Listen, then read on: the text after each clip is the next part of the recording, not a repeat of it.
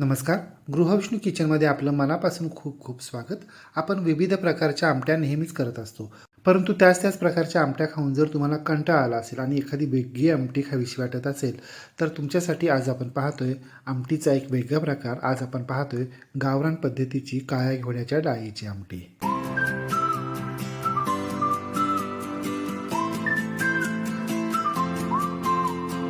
गावरान काळ्या घेवड्याची आमटी बनवण्यासाठी हे पाहिजे इथे आपल्याला 1 वाटी काळ्या घेवड्याची डाळ घ्यायची. ही डाळ आपल्याला निवडून साफ करून स्वच्छ करून तर घ्यायचीच आहे. शिवाय 3-4 वेळा पाण्यानं स्वच्छ धुवून घ्यायची आहे. डाळीतलं सगळं पाणी काढायचं, डाळीमध्ये नवीन पाणी घालायचं, झाकण ठेवायचं आणि ही डाळ आपल्याला रात्रभर अशीच भिजत ठेवायची आहे. जर तुमच्याकडे एवढा वेळ नसेल तर गरम पाण्यामध्ये तुम्ही 2 तास भिजवू शकता.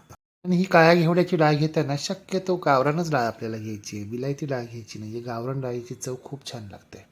आपण कुठेही आउटसाईडला शहराबाहेर फिरायला जातो ना, तेव्हा गावाकडील बाजारामध्ये ही डाळ हमखास मिळते. आता एका खलबत्त्यामध्ये आपल्याला 10-12 लसणाच्या पाकळ्या, आपल्या आवडीप्रमाणे तिखट हिरव्या मिरच्या, 10-12 कढीपत्त्याची पानं, अर्धा चमचा जिरा, 10-12 कोथिंबीरीचे देठ, पाव चमचा मीठ घालायचे आणि आता आपल्याला हे सगळे जिन्नस खलबत्त्यामध्ये बारीक करून घ्यायचे. म्हणजे खूप बारीक करायचे नाहीये, आपण ठेचा करतो ना अगदी तसंच. हे पहा अशा पद्धतीनं. आता भिजलेली ही डाळ आपल्याला कुकरच्या भांड्यामध्ये घालायची. डाळीच्या वर 1 इंच पाणी घालायचं आहे आणि ही डाळ आपल्याला मध्यम आचेवर कुकरच्या 5 ते 6 शिट्ट्या करून शिजवून घ्यायची आहे. ही डाळ शिजायला थोडा वेळ लागतो म्हणून मध्यम आचेवर शिजवायची आणि 5 ते 6 शिट्ट्या करून घ्यायच्या. पण वरणाची डाळ कशी पूर्णपणे शिजून घेतो तशी ही डाळ शिजली नाही तरी चालणार आहे. म्हणजे आमटीमध्ये ही डाळ अर्धवट दिसायला सुद्धा हवी, अगदी पूर्णपणे गाळा व्हायला हवा असं काही नाही. हे पहा मध्यम आचेवर कुकरच्या 6 शिट्टे झालेल्या आहेत. कुकरची पूर्णपणे वाफ गेली आहे. पूर्णपणे वाफ गेल्यानंतर कुकर उघडायचा आहे. आपली डाळ शिजली आहे. शिजलेली डाळ आपल्याला बाजूला ठेवून द्यायची आहे. आता गॅसवर एक जाडबुडाचं पातेलं गरम करण्यासाठी ठेवायचं आहे. पातेलं चांगलं गरम झालं की यामध्ये आपल्याला पाव वाटी तेल घालायचं आहे आणि तेल चांगलं कडकडीत गरम झालं की आता आपल्याला 4-5 बाजरीचे खारवडे तळून घ्यायचे. आपण शहरामध्ये रोजच्या जेवणासाठी पापड तळतो किंवा भाजतो, परंतु या ज्या गावरान भाज्या आमट्या असतात ना, यांच्याबरोबर तोंडी लावण्यासाठी ताटामध्ये हे बाजरीचे कुरकुरीत खारवडे खूप छान लागतात. हो, परंतु हे बाजरीचे खारवडे तळताना तेल तर चांगलं गरम करून घ्यायचे, पण खारवडे तळताना आपल्याला मंद आचेवर तळायचे. जर आपण मंद आचेवर तळले नाही ना तर आतून कच्चे राहतात आणि खाताना कचकच लागते.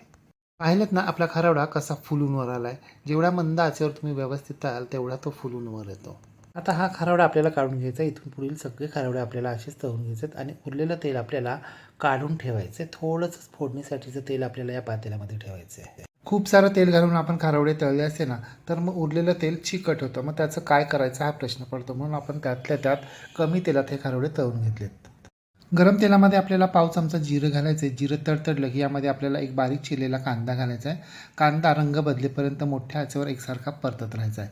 कांद्याचा रंग बदलायला सुरुवात झाली की आपण जी हिरवी चटणी तयार केली आहे ना खलबत्त्यामध्ये, ती चटणी आपल्याला यामध्ये घालायची आणि ही चटणीसुद्धा आपल्याला अगदी 1 मिनिट मध्यम आचेवर परतून घ्यायची, म्हणजे तिचा कच्चा उग्र दर्प उडून जाईल. आता यामध्ये आपल्याला एक बारीक चिरलेला लालबुंद टोमॅटो घालायचा आहे आणि हा टोमॅटो देखील आपल्याला मध्यम आचेवर मऊ पडेपर्यंत एकसारखा परतत राहायचा आहे. हे पहा आपला टोमॅटो मऊ पडलेला आहे. आता यामध्ये आपल्याला पाव चमचा हळद, पाव चमचा हिंग, अर्धा चमचा तिखट लाल मिरची पावडर, 1 चमचा आपला घरचा मसाला घालायचा आहे आणि हे सगळे जिन्नस आपल्याला व्यवस्थित मिक्स करून घ्यायचे, एकजीव करून घ्यायचे. तुमच्याकडे घरचा मसाला उपलब्ध नसेल तर तुम्ही विकतचा कांदा लसूण मसाला देखील वापरू शकता. हे पहा आपले सगळे जिन्नस व्यवस्थित मिक्स झालेले आहेत.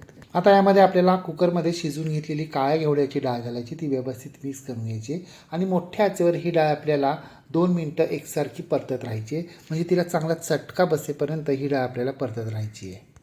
2-3 मिनटं मोठ्या आचेवर डाळ परतून झाल्यानंतर आपल्याला ही डाळ रवीच्या साहाय्यानं अशा पद्धतीनं आपण वरण हटतो ना त्या पद्धतीनं हटून घ्यायची आहे.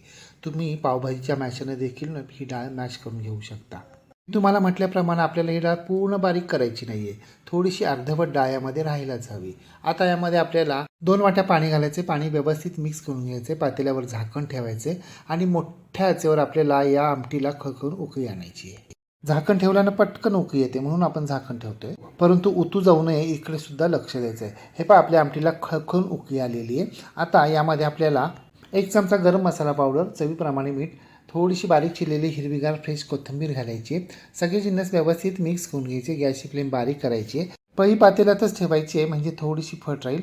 पातेल्यावर झाकण ठेवायचं आहे आणि ही आमटी आपल्याला मंद आचेवर 5 मिनटं अशीच उकळू द्यायची आहे. म्हणजे सगळे जिन्नस एकमेकांमध्ये अगदी व्यवस्थित मिक्स होईल आणि आपल्या आमटीला रंग देखील छान येईल. आमटी करताना तिखट मिठाचं प्रमाण तुम्ही तुमच्या आवडीप्रमाणे कमी जास्त करू शकता. तुम्हाला आमटी किती घट्ट किंवा किती पातळ हवी आहे ना, त्याप्रमाणे पाण्याचा वापर करू शकता. परंतु ही आमटी खूप पातळ छान लागत नाही, म्हणजे पाणी वेगळं आणि डाळ वेगळी अशी चांगली लागत नाही. थोडीशी मिळून आलेली म्हणजे घट्टसरच छान लागते. ही आमटी करताना आज आपण गरम मसाला पावडर वापरली आहे, तशी तुम्ही तुमच्या आवडीची एखादी सुगंधी मसाला पावडर नक्की वापरा. त्यामुळे घरातील लहान मुलंसुद्धा ही आमटी अगदी आवडीनं खातात. 5 मिनिटानंतर झाकण काढायचं आहे. हे पहा, आपल्या आमटीचा रंग बदलला आहे, थोडासा लालसर झाला आहे आणि आपली आमटी अगदी मिळून आलेली आहे, म्हणजे घट्टही नाही आणि पातळही नाही आहे. आणि मी म्हटल्याप्रमाणे अर्धवट डाळीचे तुकडे देखील त्यामध्ये दिसत आहेत. घरभर मस्त असा गावरान डाळीच्या आमटीचा सुगंध दरवळतोय. आपली चवदार चविष्ट गावरान काळ्या घेवड्याची आमटी तयार झाली आहे.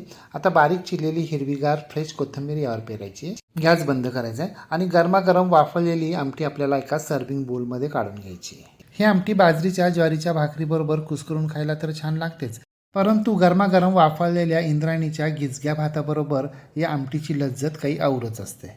या आमटीला खूप साऱ्या तेलाची गरज पडत नाही, म्हणजे या आमटीला तर्री किंवा कट नसतो. काळ्या घेवड्यामध्ये प्रोटीन, फायबर, अँटीऑक्सिडंट आणि खनिज मुबलक प्रमाणात असतात. काळ्या घेवड्याच्या सेवनानं ऊर्जा प्राप्त होते आणि रोगप्रतिकारक शक्ती देखील वाढते.